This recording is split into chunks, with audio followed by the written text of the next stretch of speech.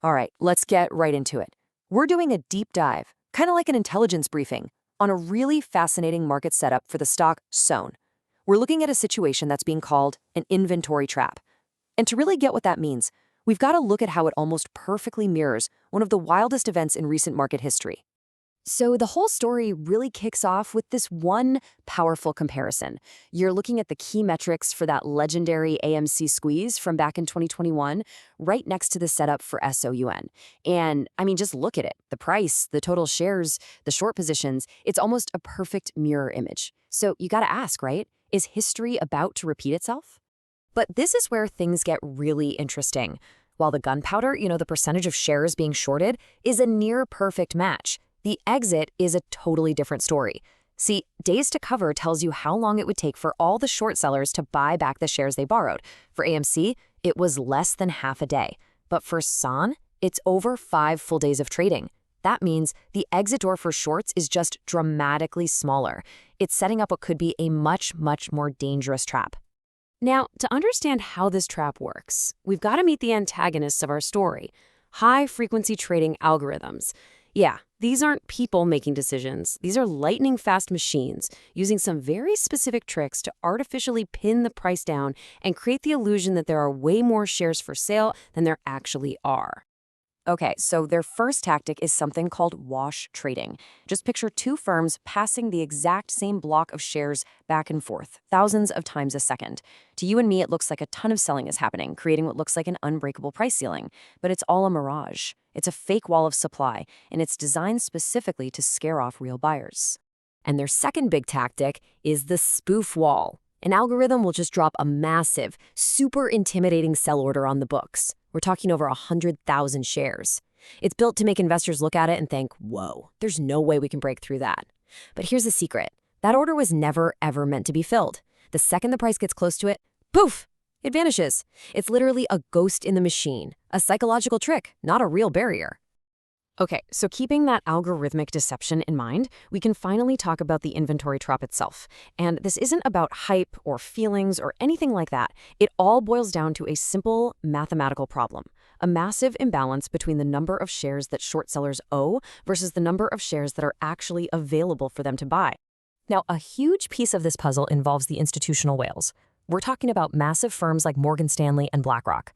And the data shows they are not day trading the stock. They are just systematically absorbing it, like a sponge. Every single time the short sellers manage to push the price down with their games, these institutions are right there, buying up those shares. They're basically taking the short's ammunition, locking it away in a vault, and creating an incredibly strong price floor in the process. And the numbers here, well, they're pretty staggering. First, let's just look at the debt. There are 134.9 million shares that have been sold short. That's a massive IOU. That's how many shares short sellers are on the hook for, and at some point, they absolutely must buy them back from the open market. Now, contrast that enormous debt with the ammunition they have left to keep playing their game. Right now, there are only about 100,000 shares available for them to borrow. I mean, just think about that mismatch for a second. A debt of almost 135 million shares with only 100,000 bullets left in the chamber to keep the price down. And as if that wasn't bad enough for them, it gets worse. Because time is absolutely not on their side. Every single day that they hold this massive short position, they have to pay a borrow fee. It's like rent on the shares they're using. And that fee is currently over 4% a day. This creates this constant bleeding financial pressure that's just screaming at them to close their positions. It all really leads to one simple, powerful conclusion, which one source just summed up perfectly. With almost no shares left to borrow and a really high daily cost, the resources they need to keep suppressing the price have pretty much run out.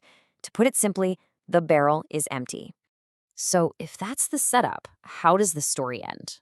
Well, this is where the retail investor comes in.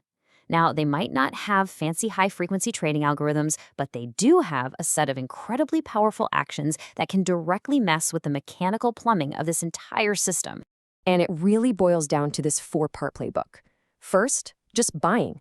Every share bought is one less share available for shorts. Simple. Second, holding. This kills the velocity or churn that shorts need to manipulate the price. And then the last two are a little more technical, but they are absolutely crucial. Third, switching your brokerage account to a cash account, which legally prevents your broker from lending out your shares. And fourth, manually disabling share lending in your account settings. This is the kill switch. It physically yanks your shares out of the system entirely. So all of this, it all builds towards a climax, a single moment at a single price point. You can think of it as the final boss battle, the $9.01 trigger. The whole strategic objective behind this specific price is to hit something called the gamma wall. It's basically a point where the mechanics of the market can cause this massive cascade of forced buying that has nothing to do with normal supply and demand. And that specific trigger price is $9.01. This isn't a random number. It's explicitly modeled after that famous battle of 801 for AMC, where holding the price just above a key level at the end of the day had these massive explosive consequences the following week. This is the line in the sand. So here's why that number is so critical. If the stock price hits, and this is key, holds $9.01, it triggers a huge number of call options. Now, the institutions who sold those options, the market makers, they have to protect themselves from potentially infinite losses. And the way they do that is they are forced to go into the market and buy 2.1 million shares to hedge their risk. Now, remember that ammo slide? They have to somehow find 2.1 million shares in a market where there are only 100,000 available to borrow. See the problem? That is how the system breaks. Which, of course, brings us to our final question. We have a historical parallel. We have clear algorithmic deception. We have a huge mathematical imbalance between debt and available inventory. We even have a specific price trigger that could set the whole thing off. So with all of these pieces on the board, is a sharp vertical price correction inevitable? Well, that's the billion-dollar question, isn't it?